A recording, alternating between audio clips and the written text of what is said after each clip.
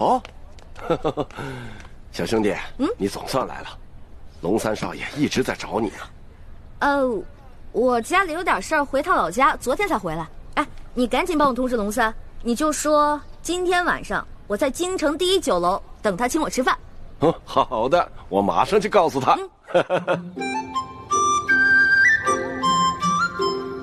老大，你这一走就是2月，也不通知小弟一声，害得小弟是日日替你担心啊。我走的时候本来想跟你说来着，但是我哥哥把我拦住了，说要赶路，就没有这个机会了。是家里出了什么事吗？不过呢，现在已经解决掉了，没事了。解决了就好。来，小弟敬你一杯，算是给你接风了。干了。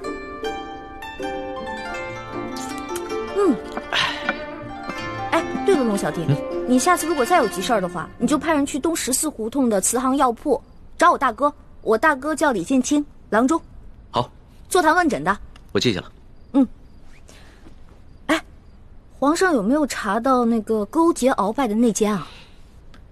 暂时没有，宫中太监有几千，能接近皇上的又有几百，大肆追查的话，只怕会引起鳌拜的注意，所以皇上也只能暂时隐忍了。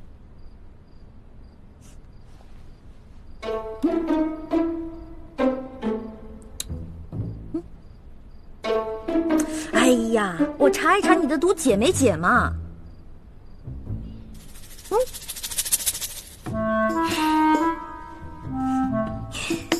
来，让本大先给你测一测。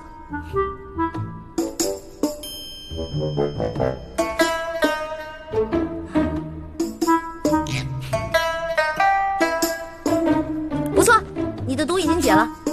皇上的呢？当然也解了。皇上龙颜大悦，说呀要重重的赏赐你呢。真的假的？龙小弟，我发财了！我发财了！龙小弟，我发财了！你知道吗？这次回去啊，我给我的兄弟姐妹们带了好多东西，他们看到以后可开心了。我看到他们开心，我就特别开心。看着老大的笑脸，小弟的心里也是很开心啊。不过，这皇上毒解了，鳌拜会不会起疑心啊？他会不会想着别的法子再害皇上啊？你小声点吧，皇上哪有那么傻呀？当然是继续假装中毒，掩人耳目了。再说了，近日袁州知府突然失踪，鳌拜正在亲自查办此案，没空顾得上宫里的事情。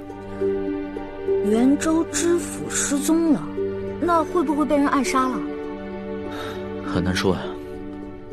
近日明珠谷的乱党活动猖獗，这袁州知府失踪之事多半与乱党有关。鳌拜已经加大了对乱党的清剿力度。老大，小弟知道你一向喜欢行侠仗义，可最近这段日子你可得千万小心，别做什么违法乱纪之事。知道了，龙小弟。吃吧。吃饭。